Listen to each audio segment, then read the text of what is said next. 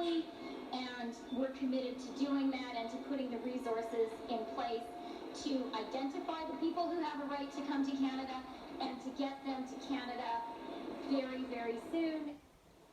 Let's now bring in Michael Gagan in the conversation. He is joining us as a consultant this afternoon. Michael, good to have you on the show. And let's talk about the ongoing situation. We know the intent is there, Michael, to get the Afghan interpreters who helped Canada, and not just the interpreters, but several other people who worked with the Canadian embassy back then in Kabul to the country. The intent is there, but the manner in which it all is being executed, your thoughts on that, Michael?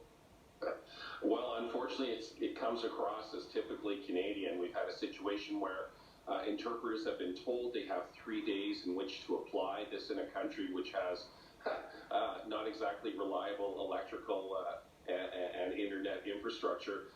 And worse than that, the email address that they're to send their applications to crashed.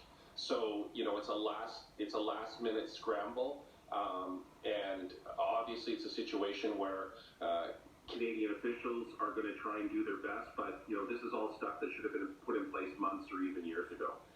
Months and even years ago. And this also coming at a time, Michael, when we are looking at a flight already that's landed in Virginia. It's not like the world did not know that US is pulling its troops from Afghanistan. It was well known, and yet we have the first plane landing there, and Canada continues to scramble with the planning. How does that reflect on the country?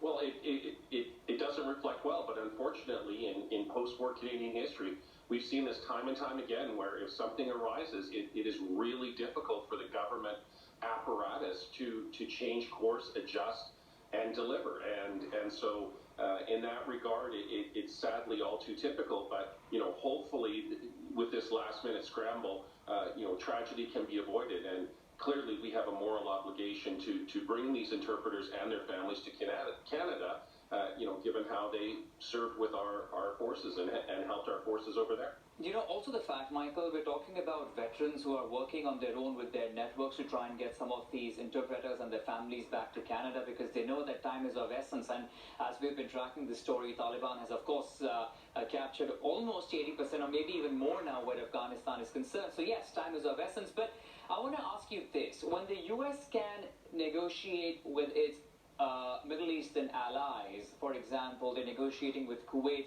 to house Afghans for the moment before they come back to the country, what is stopping Canada from doing something like that, according to you?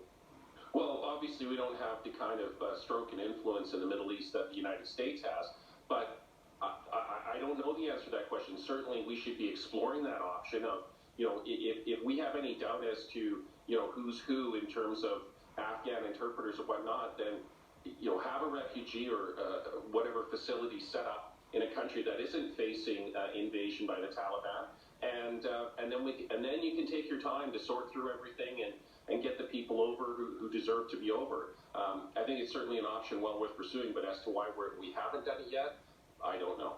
Yeah, that's a question that many people are asking this afternoon, but we leave it at that for now. Always appreciate you joining us.